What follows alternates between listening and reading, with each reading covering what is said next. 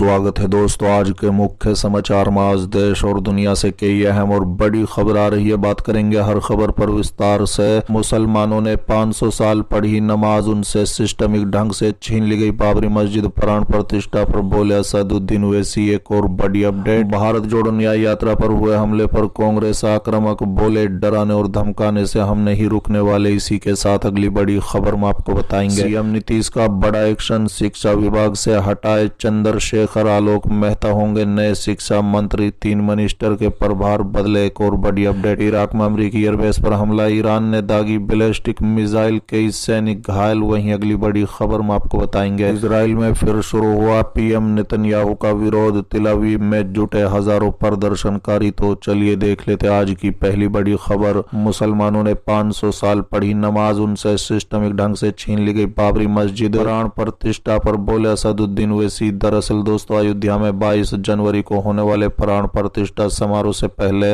All India मजलिस इत्तेहादुल मुस्लिमीन के अध्यक्ष असदुद्दीन ओवैसी ने मुसलमानों से सिस्टमिक तरीके से बाबरी मस्जिद को छीनने का आरोप लगाया। बता दें, उन्होंने शनिवार 20 जनवरी राम जन्मभूमि मंदिर प्राण प्रतिष्ठा को नैरेटिव को चुनौती देते हुए दावा किया कि बाबरी मस्जिद को सिस्टमिक ढंग से भारतीय मुसलमानों से छीन लिया गया था, जबकि वो वहां 500 साल से नमाज पढ़ रहे थे। जब कांग्रेस के जीबी पंत उत्तर प्रदेश के सीएम थे तो रात के अंधेरे में मस्जिद के अंदर मूर्तियां रख दी गई थी और फिर उन्हें निकाला नहीं गया था। बता दें कि कर्नाटक के कुलबर्गी में पत्रकारों से बात करते हुए ओवैसी ने कहा कि उस समय वहां के कलेक्टर नायर साहब थे, उन्होंने मस्जिद बंद करवाकर वहां पूजा शुरू कर दी। इसके बाद 1986 में मुसलमानों को बिना सुने मस्जिद के ताले खोल दिए गए। इतना ही नहीं, बूटा सिंह शिलान्यास कर दिए। साथ ही असदुद्दीन ओवैसी ने कहा है कि 6 दिसंबर 1992 को सुप्रीम कोर्ट से वादा करने के बाद बीजेपी और संघ परिवार ने मस्जिद को शहीद कर दिया। ओवैसी ने कहा है कि जब विश्व हिंदू परिषद यानी वीएचपी का गठन हुआ तब तो राम मंदिर नहीं था।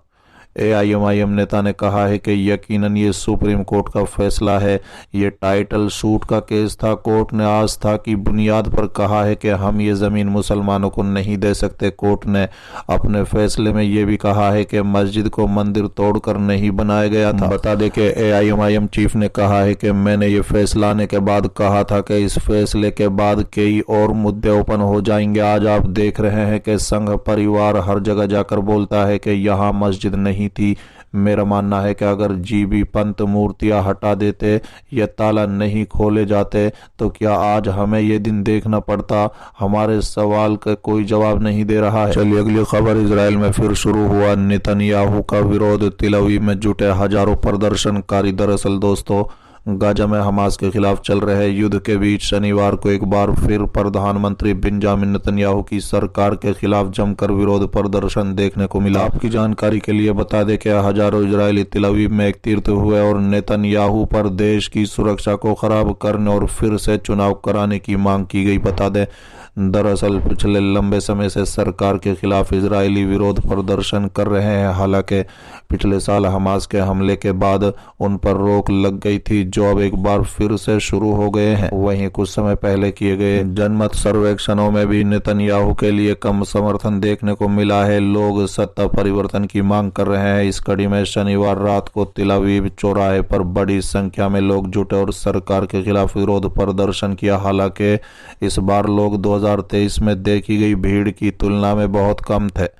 विरोध प्रदर्शन कर रहे लोग ढोल बजाकर अपना गुस्सा व्यक्त कर रहे थे और इजरायली झंडा लहरा रहे थे। साथ ही उनके हाथों में कई स्लोगन लिख के बोर्ड नजर आ रहे थे। बता दें, इस दौरान नोमेलोन नाम के युवक ने कहा है कि जिस सरकार ने 7 अक्टूबर को हमें छोड़ दिया वो तब से हर दिन हमें छोड़ रही है। उत्तरी और दक्षिणी सीमाओं से निकाले गए लोग, पीड़ितों के परिवारों और बंधकों को उनके हाल पर छोड़ दिया गया। चलिए अगली खबर, भारत जोड़ो न्याय यात्रा पर हुए हमले पर कांग्रेस आक्रामक, बोले डराने और धमकाने से हम नहीं रुकने वाले। दरअसल दोस्तों, शनिवार को असम में भारत जोड़ो न्याय यात्रा पर हुए हमले की कांग्रेस ने निंदा की है। उन्होंने इस हमले का दोष सत्तारूढ़ दल भाजपा पर मंड दिया है। बता दें, कांग्रेस ने भाजपा पर आरोप लगाते हुए कहा है कि भाजपा के गुंडों ने भारत जोड़ो न्याय यात्रा पर हमला किया। बता दें, असम में भाजपा ने अधिकार और न्याय की गारंटी को ध्वस्त करने की कोशिश की है। कांग्रेस अध्यक्ष मल्लिकार्जुन खड़गे ने कहा है कि पार्टी के कार्यकर्ता और नेता डराने और धमकाने से नहीं डरने वाले हैं। सोशल मीडिया पर पोस्ट साझा करते हुए उन्होंने कहा है कि हम असम के लखीमपुर में भाजपा के गुंडों द्वारा भाजपा जोड़ो न्याय यात्रा वाहनों पर हमले और कांग्रेस पार्टी के बैनर पोस्टर फाड़ने की कड़ी निंदा करते हैं। उन्होंने कहा है कि पिछले 10 वर्षों में भाजपा ने देश में न्याय और हर अधिकार को ध्वस्त और कुचल दिया है। वो विरोधी आवाज को दबाना चाहती है। भाजपा को सत्ता में आते ही लोकतंत्र का अपहरण हो रहा है।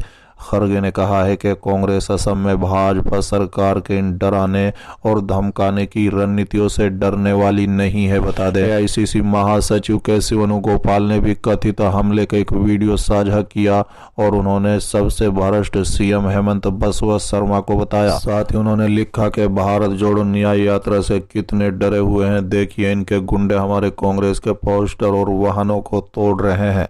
उन्होंने कहा है कि यात्रा में राज्य के लोग बड़ी संख्या में भाग ले रहे हैं, जिससे वहां के सीएम बौखला गए हैं।